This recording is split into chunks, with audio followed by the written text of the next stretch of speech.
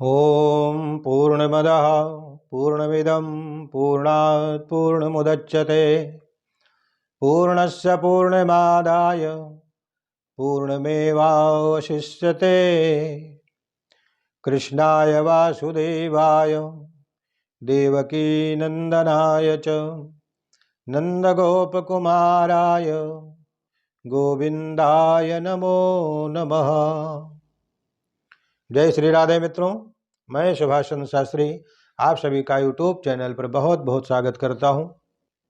मित्रों, एक कदम अध्यात्म की ओर इस दिशा में बढ़ते हुए आपने पिछले अंक में सुना सत रज तम, जो प्रकृति के तीनों गुण हैं, इनका परिपूर्ण रूप से व्याख्या करते हुए भगवान श्री कृष्ण अर्जुन को उपदेश करते हैं। तत्पश्चात आगे भगवान अर्जुन को और दिव्य ज्ञान प्रदान कर रहे हैं। हम इस क्रम में पुरुषोत्तम योग, जो जिस योग को भगवान ने अब तक के बताए हुए सभी योगों में सबसे श्रेष्ठ बताया, उस पुरुषोत्तम योग की चर्चा हम इस अंक में कर रहे हैं। भगवान कहते हैं अर्जुन को कि हे अर्जुन, ऊर्ध्वमूलमधा शाखम अश्वत्थं प्राहुरव्ययम् छन्दांसि यस्य पर्णानि यस्तं वेद स वेदवित्। भगवान कहते हैं कि एक अश्वत्थ वृक्ष है और वह वृक्ष शाश्वत है, जिसकी जड़ें तो ऊपर की ओर हैं और शाखाएं नीचे की ओर तथा पत्तियां वैदिक स्तोत्र के रूप में हैं। जो इस वृक्ष को जानता है वह वेदों का ज्ञाता माना जाता है।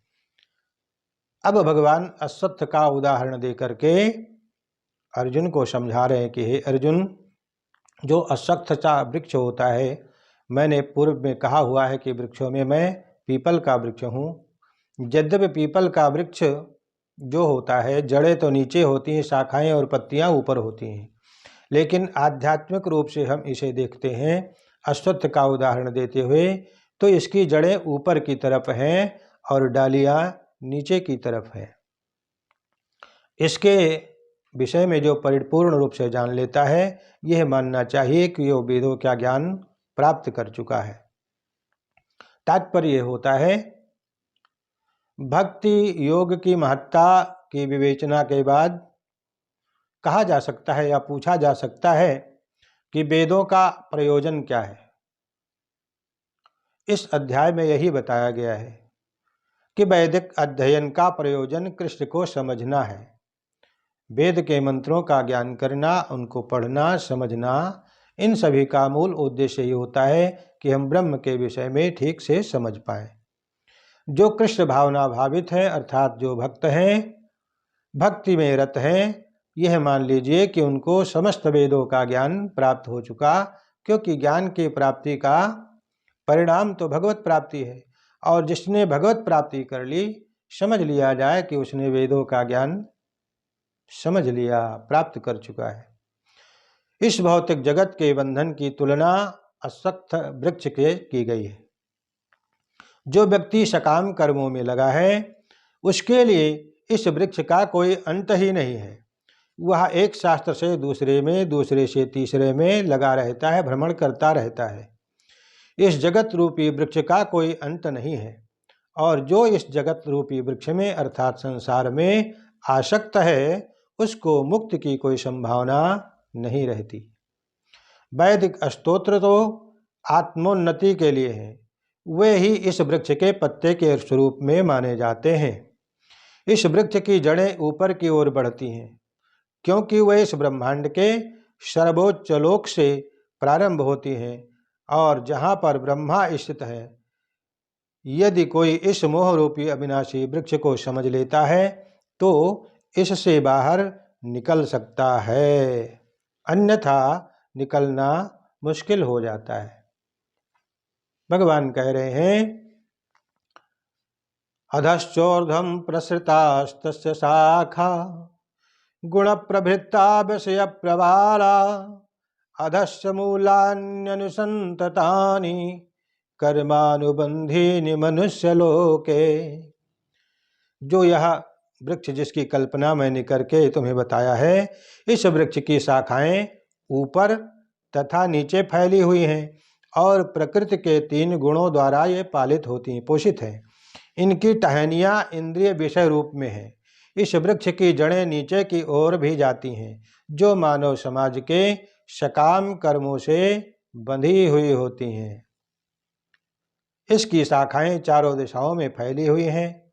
निचले भाग में जीवों की विभिन्न योनियां हैं, जैसे मनुष्य, पशु, गाय, घोड़े, कुत्ते, बिल्ली आदि। ये सभी वृक्ष की शाखाओं के निचले भाग में स्थित हैं, लेकिन ऊपरी भाग में जीवों की उच्च योनियां होती हैं, जैसे देव, गंधर्व, अन्य। जिस प्रकार सामान्य वृक्ष के पोषण जल से होता है, उसी प्रकार यह वृक्ष प्रकृति के 3 गुणों के द्वारा पोषित होता है। कभी कभी हम देखते हैं कि जल के अभाव से अगर कोई भूखंड वीरान हो जाता है, जैसे सूखा पड़ जाता है, फसलें नष्ट हो जाती हैं, वनस्पतियां नष्ट हो जाती हैं, और कहीं कहीं जल का अभाव न होने के कारण वहाँ पर सब कुछ हरा भरा होता है। इसी प्रकार जहाँ प्रकृति के किन्हीं विशेष गुणों का अनुपातिक आधिक्य होता है, वहाँ उसी के अनुरूप जीवों की योनियाँ प्रकट होती हैं। जैसे जहाँ पर बारिश अच्छी होती है तो खेती लहलहा उठती है, बारिश कम होती है या नहीं होती है तो वहाँ सब कुछ नष्ट हो जाता है। उसी प्रकार से ये जो योनियाँ हैं, प्रकृति के गुण के आधार पर ही उच्च या निम्न को प्राप्त होती हैं। वृक्ष की जो टहनियाँ हैं, उनको विषय के रूप में कल्पना की गई है। विभिन्न गुणों के विकास से हम विभिन्न प्रकार के इंद्रियों का विकास करते हैं और इंद्रियों के द्वारा उन इंद्रियों से संबंधित विषयों का हम भोग भी करते हैं। शाखाओं के सिर क्या है? इंद्रिय हैं, जैसे कान, नाक, आँख इत्यादि। ये इंद्रियां जो कि विषय भोग में आसक्त रहती हैं। और टहनियाँ क्या हैं? शब्द, रूप, रस, स्पर्श, गंध इत्यादि। और जो सहायक जड़ें होती हैं इस वृक्ष की, वो क्या है? वे राग द्वेष के रूप में, ईर्ष्या के रूप में विभिन्न प्रकार से रहती हैं। लेकिन वास्तविक जड़ तो इस वृक्ष का ब्रह्मलोक में ही है। भगवान कहते हैं कि न रूपमस्येह तथोपलभ्यते नान्तो न चादिर्न च संप्रतिष्ठा अश्वत्थमेनं सुविरूढ़मूल मसंग शस्त्रेण दृढ़ेन छित्त्वा ततः पदं तत्परमार्गितव्यं यस्मिन् गता न निवर्तन्ति भूयः तमेव चाद्यं पुरुषं प्रपद्ये यतः प्रवृत्तिः प्रसिता पुराणी। भगवान कहते हैं इस वृक्ष के, अश्वत्थ रूपी वृक्ष के स्वरूप का अनुभव जगत में नहीं किया जा सकता। कोई भी नहीं समझ सकता कि इसका आदि और अंत कहाँ है। लेकिन मनुष्य को चाहिए कि इस दृढ़ मूल वाले वृक्ष को विभक्ति से धीरे धीरे काट गिराए। तत्पश्चात उसे ऐसे स्थान की खोज करनी चाहिए जहाँ उसको शाश्वत शांति प्राप्त हो सके। अर्थात विषय से संबंधित इंद्रियां, इंद्रियों से संबंधित विषय जो भौतिक है, उनको धीरे धीरे विवेक रूपी अस्त्र के द्वारा छिन्न भिन्न करके और अपने शाश्वत शांति की जगह का खोज कर लेना चाहिए, ऐसा भगवान कहते हैं। अब यहाँ पर तात्पर्य बताते हैं कि चूँकि इसकी जड़ें जो है ऊपर हैं और वास्तविक वृक्ष का विस्तार जो होता है वो विरुद्ध दिशा में है। जब वृक्ष के भौतिक विस्तार में कोई फंसता है तो उसे पता नहीं चलता कि यह कितनी दूरी तक फैला है और न वह इस वृक्ष के शुभारंभ को देख पाता है, न ही आदि को। अब हमें इन्हीं का पता लगाना है। जैसे मैं फला का पिता हूँ, फला मेरा पुत्र है, फला दादा है, फला ये है, ये सब अनुसंधान करने से मनुष्य को सत्कर्मों के द्वारा ब्रह्मलोक तक की प्राप्ति हो सकती है, जिन्हें गर्भोदक साई भगवान विष्णु ने उत्पन्न किया। और फिर भी इसके बाद में ऊपर उठते उठते जीव अगर ब्रह्म के चिंतन में लगा ही रहता है निरंतर, तो अंततः भगवान तक पहुंचा जा सकता है। अतएव भौतिक जीवन रूपी प्रबल अश्वत्थ के वृक्ष के बंधन से छूटने के लिए कृष्ण की शरण ग्रहण कर लेना ही सबसे श्रेष्ठ है, अर्थात भगवान के शरणागत हो जाना ही सबसे उचित है। क्योंकि निर्माण मोहा जित संग दोषा अध्यात्म नित्या विनिवृत्त कामा द्वंद्वैर विमुक्ता सुख दुख संगैर गच्छन्त मूढ़ा पदमव्ययम तत्। अब भगवान कह रहे हैं, हे अर्जुन, जो लोग झूठी मान प्रतिष्ठा मोह कुसंगति में पड़े रहते हैं, जो शाश्वत तत्व को समझते हैं, जिन्होंने भौतिक काम को नष्ट कर दिया है, जो सुख तथा दुख के द्वंद्व से मुक्त हैं, जो मोह रहित होकर परम पुरुष के शरणागत होना जानते हैं, वे उस शाश्वत राज्य को, शाश्वत शांति को प्राप्त कर सकते हैं या प्राप्त हो जाते हैं। यहाँ पर शरणागति का अत्यंत सुंदर वर्णन हुआ है। इसके लिए जिस प्रथम योग्यता की आवश्यकता है वह सिर्फ इतनी है कि मिथ्या अहंकार को त्याग दिया जाए। उसके प्रति मोहित न होना ही पहला प्रथम योग्यता है, क्योंकि बद्ध जीव अपने को प्रकृति का स्वामी मान करके गर्वित रहता है। अतएव उसके लिए भगवान की शरण में जाना थोड़ा कठिन सा होता है। उसे वास्तविक ज्ञान के अनुशीलन के द्वारा यह जानना चाहिए कि वह प्रकृति का स्वामी नहीं है, प्रकृति का स्वामी तो परमेश्वर है। जब मनुष्य अहंकार से उत्पन्न मोह से मुक्त हो जाता है, तभी वह शरणागति की प्रक्रिया को प्रारंभ कर पाता है, अर्थात शरणागति में जाना तभी वह चाहता है, तभी उधर की तरफ उन्मुख होता है। लेकिन भगवान कह रहे हैं कि हे अर्जुन, जो मेरा परम धाम है, जो हमारा लोक है, वह बड़ा ही दिव्य है। वहाँ तक साधारण मनुष्य कभी भी नहीं पहुँच सकता, सिर्फ जोगी जन या मेरे भक्त जन ही प्राप्त कर सकते हैं। वो धाम कैसा है कि न तद्भासयते सूर्यो न शशांको न पावकः यद् गत्वा न निवर्तन्ते तद्धाम परमं मम। जहाँ पर न तो सूर्य या चंद्र का प्रकाश वहाँ तक नहीं पहुँच सकता, अर्थात जो सूर्य चंद्र के द्वारा प्रकाशित नहीं होता, न अग्नि से न बिजली से प्रकाशित होता है।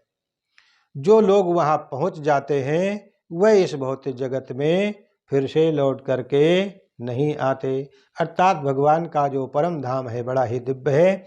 सूर्य चंद्र आदि का, अग्नि आदि का प्रकाश वहाँ काम नहीं करता, वो तो स्वयं प्रकाशित होता है। उन्हें उस चिन्मय आकाश में सूर्य के प्रकाश की आवश्यकता नहीं रहती, न ही चंद्र के प्रकाश की, न ही अग्नि की, क्योंकि वह सारा लोक स्वयं प्रकाशित है। इस ब्रह्मांड में केवल लोक एक ऐसा है। वो कौन सा लोक है? वो है सूर्य लोक। ऐसा है जो स्वयं प्रकाशित है। लेकिन आध्यात्मिक जगत में सभी लोग स्वयं प्रकाशित होते हैं। जहाँ अध्यात्म है या आध्यात्मिक जगत है तो वहाँ पर और किसी के प्रकाश की आवश्यकता नहीं है। वास्तव में जगत का कोना कोना भगवान की संपत्ति है।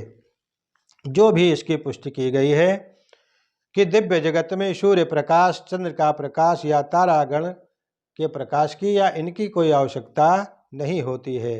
न तत्र सूर्यो भाति न चंद्र तारकम, अर्थात उपनिषद भी कहता है कि वहाँ पर चंद्रमा और सूर्य के प्रकाश की आवश्यकता नहीं है और ये पहुँच भी नहीं सकते।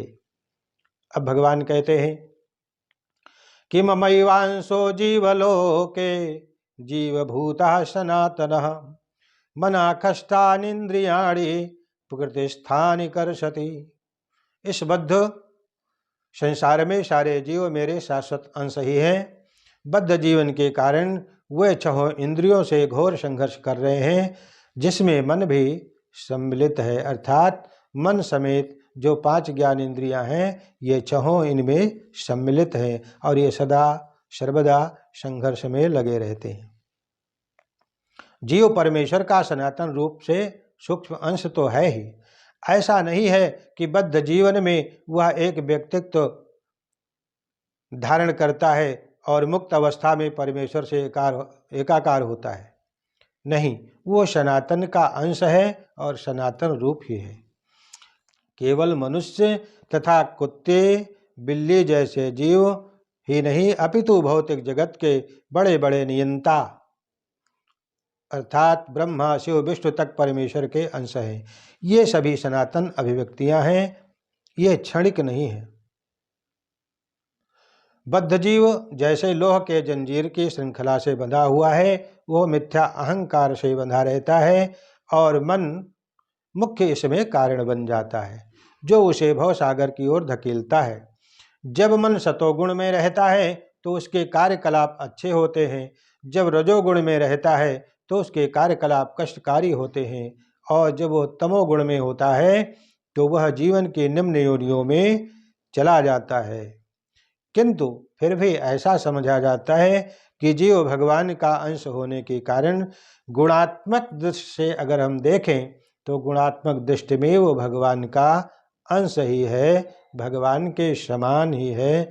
जैसे सोने का अंश सोना ही होता है, उसी प्रकार भगवान का अंश जो है गुणात्मक दृष्टि से भगवान के समान ही है। शरीरम यदवाप्नोति यच्चाप्युत्क्रामतीश्वरः गृहीत्वैतानि संजाति वायुर्गंधानि वासयत। इस संसार में जीव अपनी देहात्म बुद्धि को एक शरीर से दूसरे शरीर में उसी तरह ले जाता है जिस तरह वायु सुगंध को एक जगह से दूसरे जगह ले जाता है। इस प्रकार वह एक शरीर धारण करता है और फिर इसे त्याग कर दूसरा शरीर भी धारण करता है। ईश्वर अर्थात अपने शरीर का नियामक, ईश्वर का अंश यह जीव अपने शरीर का नियामक बताया गया। यदि वह चाहे तो अपने शरीर को त्याग करके उच्चतर योनि प्राप्त कर सकता है और चाहे तो निम्न योनि में भी जा सकता है। इस विषय में उसको स्वतंत्रता प्राप्त है। वह उसके परिवर्तन पर, उसके विचार पर, उसके कर्म पर निर्भर करता है। श्रोत्रम चक्षुस्पर्शनम चा रसनम घ्राणमेव चा अधिष्ठाय मनश्चायम विषयान उपसेवते।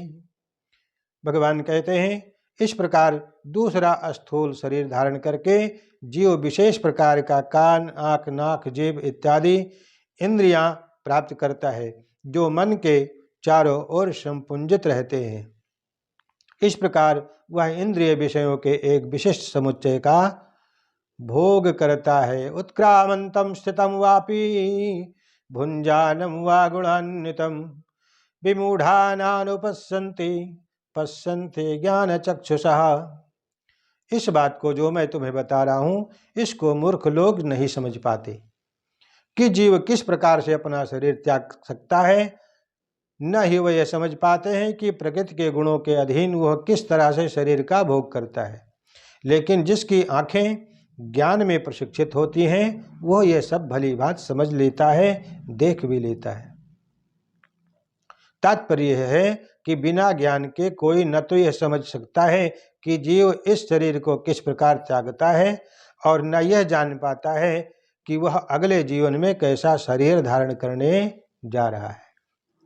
अज्ञान के कारण प्रत्येक जीव किन्हीं परिस्थितियों में शरीर त्यागता है, जीवित रहता है, प्रकृति के अधीन होकर भोग करता है।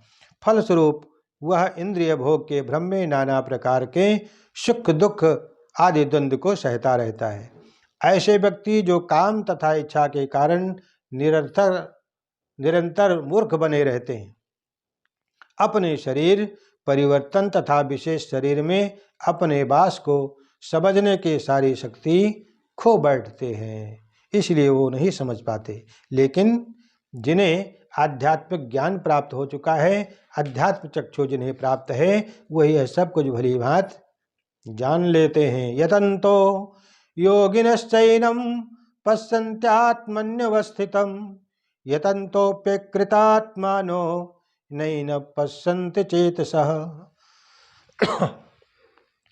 आत्म साक्षात्कार को प्राप्त प्रयत्नशील योगी जन यह सब स्पष्ट रूप से देख सकते हैं, लेकिन जिनके मन विकसित नहीं है, जो आत्म साक्षात्कार से दूर हैं, वह प्रयत्न करके भी यह नहीं जान सकते, नहीं देख सकते। यदादित्यगतं तेजो जगद्भासयतेऽखिलं यच्चंद्रमसि यच्चाग्नौ तत्तेजो विद्धि मामकम्। सूर्य का तेज जो सारे विश्व के अंधकार को दूर कर सकता है और दूर करता है, मुझसे ही निकलता है, तथा चंद्रमा तथा अग्नि के जो भी तेज हैं वो सब मुझसे ही उत्पन्न है, ऐसा समझो। प्रत्येक व्यक्ति सूर्य, चंद्रमा, अग्नि तथा बिजली देखता है, उसे यह समझने का प्रयास करना चाहिए कि चाहे सूर्य का तेज हो या चंद्रमा का या अग्नि अथवा बिजली का तेज, ये सब भगवान से ही उद्भूत हैं, अर्थात उन्हीं से प्रकट हैं, ये उन्हीं के हैं। उनकी कृपा के बिना न तो सूर्य होगा, न चंद्रमा, न अग्नि, कुछ भी नहीं होगा। अर्थात उनकी कृपा के बिना हमारा जीवित रहना भी असंभव है। गामा विश्व च भूतानि धारयाम्यहमोजसा पुष्णामि चौषधीः सर्वा सोमो भूत्वा रसात्मकः। भगवान कहते हैं कि हे अर्जुन, मैं प्रत्येक लोक में प्रवेश करता हूँ और मेरी शक्ति सारे लोक अपनी कक्षा में स्थित रहते हैं। मैं चंद्रमा बनकर वनस्पतियों को जीवन रस प्रदान करता हूँ, ऐसा भगवान कहते हैं। तात्पर्य यह है कि परमेश्वर का एक अंश परमात्मा लोकों में, ब्रह्मांड में, जीवों में तथा अणु तक में प्रवेश करता है। अतएव उनके प्रवेश करने से प्रत्येक वस्तु ठीक से दिखाई पड़ती है। जब आत्मा होता है तो जीवित मनुष्य पानी में तैर सकता है और उसके न रहने पर शरीर पानी में डूब जाता है। आत्मा निकल जाने पर, जीव के अंत हो जाने पर शरीर अगर जल में डाल दिया जाए तो डूब जाएगा। हाँ, जब वो सड़ जाए, गल जाए, उसके बाद बेशक ऊपर आ जाए। तो वही यहाँ पर अर्जुन को समझा रहे हैं, तात्पर्य बता रहे हैं। निस्संदेह सड़ने के बाद में वह ऊपर आ सकता है, लेकिन मरने के तुरंत बाद यदि जल में डाला जाए तो वह डूब जाएगा। और जीवात्मा अर्थात शरीर जब तक जीवित रहता है, अगर जल में गिर जाए तो तैर करके पार भी कर सकता है। अहम वैश्वानरो भूत्वा प्राणिनां देहमाश्रितः प्राणापान समायुक्तः पचाम्यन्नम चतुर्विधम। हे अर्जुन, मैं ही समस्त जीवधारियों के शरीर में पाचन शक्ति ऐसा अर्थात वैश्वानर हूँ, अग्नि हूँ। मैं ही खाए पिए हुए अन्न को, जल को पचाता हूँ, और मैं ही श्वास प्रश्वास अर्थात प्राण वायु के रूप में उपस्थित रहता हूँ, तभी यह शरीर चलता है। आयुर्वेद के अनुसार भी पेट में अर्थात आमाशय में अग्नि होती है, जो वहाँ भोजन पचाने का काम करती है। जब यह अग्नि प्रज्वलित नहीं रहती तो आदमी को भूख नहीं लगता, भैया खाने का मन नहीं, भूख नहीं है। और मंदाग्नि हो जाती है तो खाया पिया कुछ ढंग से पचता नहीं। वही भगवान कह रहे हैं कि मैं प्राणवायु बन करके शरीर को चलने फिरने की चेतना की शक्ति देता हूँ। मैं ही वैश्वानर रूप में, अग्नि रूप में जो है उदर में निवास करके अन्न को पचाता हूँ। सर्वस्य चाहम हृदय सन्निविष्टो मत्तः स्मृतिर्ज्ञानमपोहनं च वेदैश्च सर्वैरहमेव वेद्यो वेदान्तकृद्वेद विदेव चाहम्। हे अर्जुन, मैं प्रत्येक जीव के हृदय में आसीन हूँ और मुझसे ही स्मृति, ज्ञान तथा विस्मृति सब कुछ होती है। मैं ही वेदों के द्वारा जानने योग्य हूँ। निस्संदेह मैं वेदांत का संकलन करता तथा समस्त वेदों को जानने वाला हूँ। तात्पर्य हुआ कि परमेश्वर परमात्मा के रूप में प्रत्येक जीव के हृदय में स्थित है और उन्हीं के कारण सारे कर्म प्रेरित होते हैं। जीव अपने विगत जीवन की सारी बातें भूल जाता है, लेकिन उसे परमेश्वर के निर्देशानुसार कार्य करना होता है, जो उसके सारे कर्मों के साक्षी हैं। अब यहाँ पर दो प्रकार के जीवों के विषय में उपमा दे करके बताया गया है। द्वाविमौ पुरुषौ लोके क्षरश्चाक्षर एव च क्षरः सर्वाणि भूतानि कूटस्थोक्षर उच्यते। अर्थात जीव दो प्रकार के होते हैं, एक है चित और दूसरा है अचित। भौतिक जगत में प्रत्येक जीव चित अर्थात क्षर होता है और आध्यात्मिक जगत में प्रत्येक जीव अक्षर हो जाता है, अर्चित कहलाता है। यहाँ पर क्षरः सर्वाणि भूतानि पद जो आया है, जिसका अर्थ यही होता है कि जीव चित है, अर्थात अचित से चित हो गया है। अचित अर्थात परमात्मा से, चित अर्थात अलग होकर के जीवत्व को प्राप्त हो गया है। लेकिन जो जीव परमेश्वर के एकत्व को स्थापित कर लेते हैं वह अचित कहलाए जाते हैं। एकत्व का अर्थ यह नहीं कि जिनकी अपनी निजी सत्ता नहीं है, बल्कि यह कि दोनों में भिन्नता नहीं है, अर्थात जीव में और परमात्मा में तत्व से कोई भिन्नता नहीं है, दोनों एक रूप हैं। उत्तमः पुरुषस्त्वन्यः परमात्मेत्युदाहृतः यो लोकत्रयमाविश्य बिभर्त्यव्यय ईश्वरः। इन दोनों के अतिरिक्त एक परम पुरुष परमात्मा है, जो साक्षात अविनाशी अर्थात भगवान है, जो तीनों लोकों में प्रवेश करके उनका पालन कर रहा है। अर्थात नित्यो नित्यानाम चेतनश्चेतनानाम, ऐसा पद उपनिषद में आया। सारांश यह है कि बद्ध तथा मुक्त दोनों प्रकार के जीवों में से एक परम पुरुष भगवान होता है, तो जो उन सब का पालन करता है और उन्हें अनेक कर्मों के अनुसार भाग का सुविधा प्रदान करता है और भोग की वस्तुएं प्रदान करता है। वह भगवान परमात्मा रूप में सबके हृदय में स्थित है। जो बुद्धिमान व्यक्ति उन्हें समझ लेता है वो पूर्ण शांति को प्राप्त कर लेता है। यस्माक्षरमतीतोऽहम् अक्षरादपि चोत्तमः अतोऽस्मि लोके वेदे च प्रथितः पुरुषोत्तमः।